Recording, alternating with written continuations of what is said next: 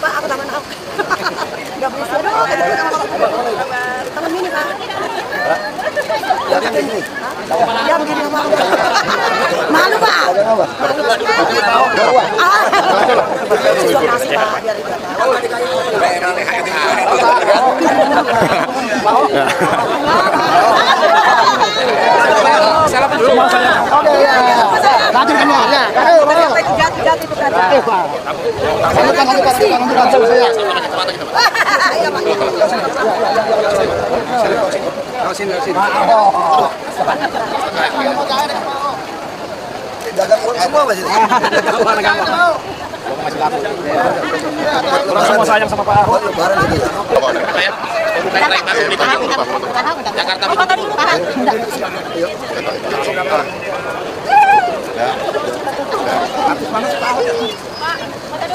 Foto dong, Pak. Ayo foto. Boleh nih, Pak. Boleh foto ya. Yalah. Ayo, Pak. Dia pagar. Thank you, Pak. Ayo foto-foto.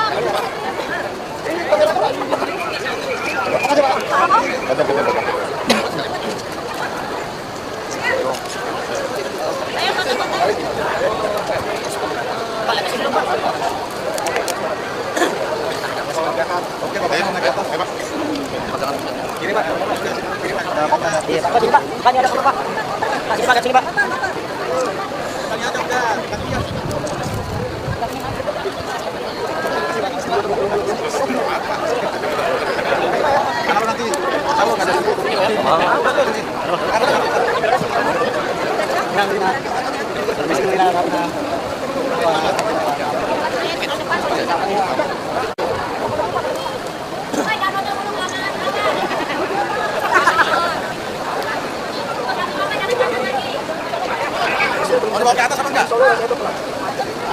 Solo, Ada timur betul. Di situ di dalam bukan bersama masih lama. Iya, kan pos. Hidup Ahok. Itu loh, udah Bos. Udah rapi.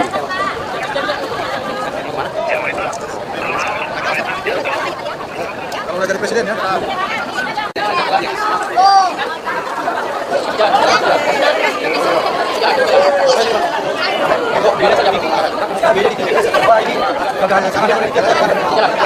Lanjut terus. Iya. Awas kasih kanan dulu. Mau dikecil ambil lagi ambil.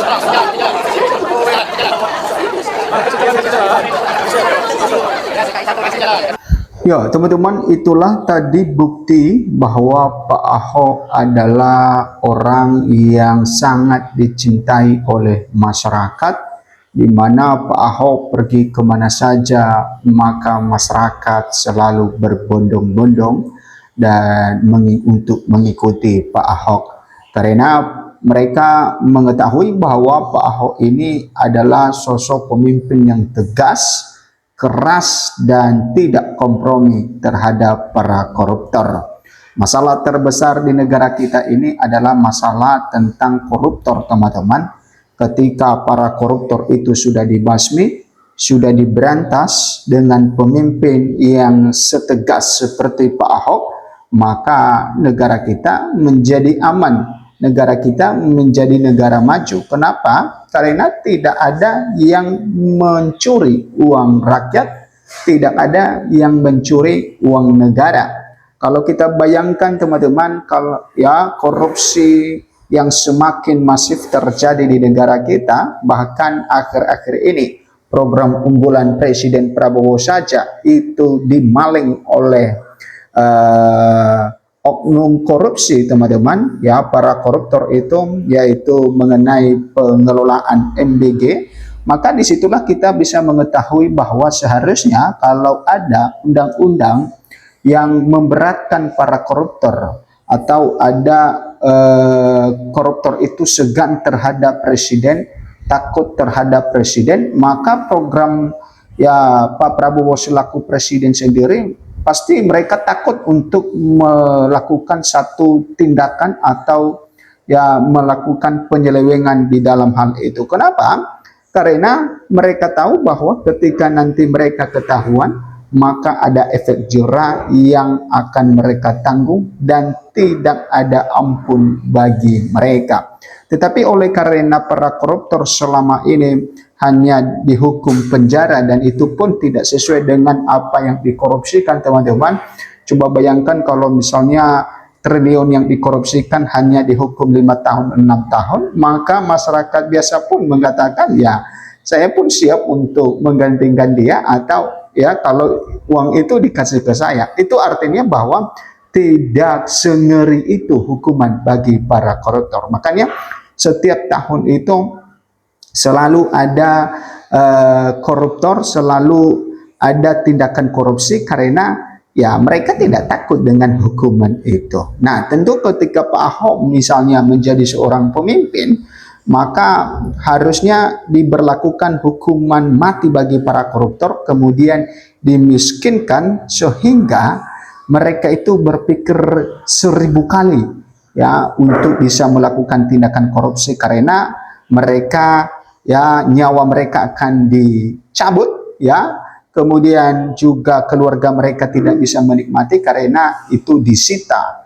kepada negara. Nah, tentu harapan-harapan ini adalah harapan masyarakat yang mereka ya harapkan kepada seorang pemimpin yang baru nanti di tahun 2029. Oke, kita lihat komentar netizen satu persatu, teman-teman. Di sini dikatakan, saya kalau sudah berkata Ahok pasti jadi presiden, insya Allah alam semesta mengabulkannya.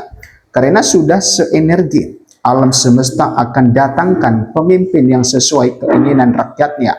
Ahok presidenku, bawalah rakyat Indonesia ke level makmur. Nah, teman-teman, ya suka tidak suka, mau tidak mau, bahwa salah satu yang utama dalam kemajuan suatu negara bagaimana seorang pemimpinnya, bagaimana prioritasnya terlebih dahulu. Memang prioritasnya, teman-teman, untuk mensejahterakan rakyat.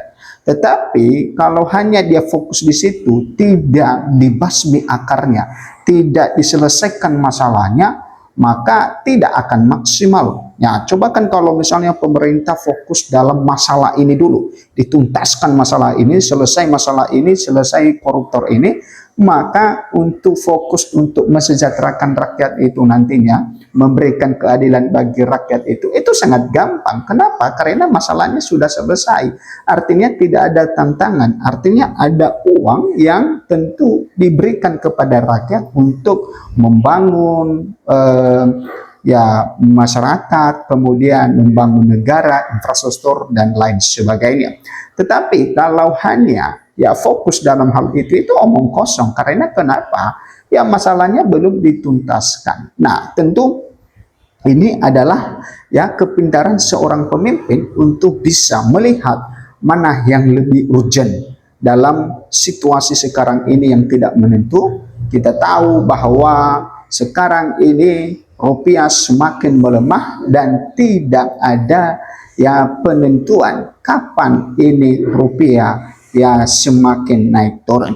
Oke, manajerial Pak Ahok teruji transparan, pro rakyat, semoga jadi presiden 2029 bersama Profesor Mahfud MD melawan korupsi. Nah, memang ada yang setuju ketika Pak Ahok ini bersama dengan Profesor Mahfud MD, karena juga masyarakat melihat bagaimana dengan kinerja Mahfud MD ketika dia menjadi ketua KPK, DPR, kemudian ada di pemerintahan Jokowi waktu itu sebagai Menko Polhukam, dan setelah itu teman-teman dia berada di luar kekuasaan sekarang, dan bagaimana dengan suara-suara untuk bisa memberikan masukan-masukan kepada pemerintah.